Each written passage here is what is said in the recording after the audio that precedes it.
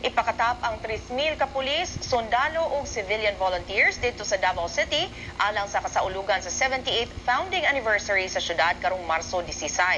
Gikan ang 2,000 ka pulis ug sundalo sa Davao City, Task Force Davao ug reinforcement teams gikan sa Police Regional Office.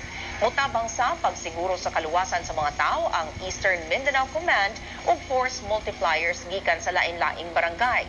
Wala hinoy na dawat nga taho ang kapulisan kalabot sa posibleng hulga. Ipahimangnuan ang publiko nga dili magdala og hait nga hinagiban o uban pang delikadong butang atol sa selebrasyon aron dili dakpon sa otoridad. Bawal yung sombrero. If you will enter with the cup, dapat tanggalin. Also with the sunglasses, dapat tanggalin natin, sir, para ma-secure natin o ma-assure natin yung person na papasok is kilala natin.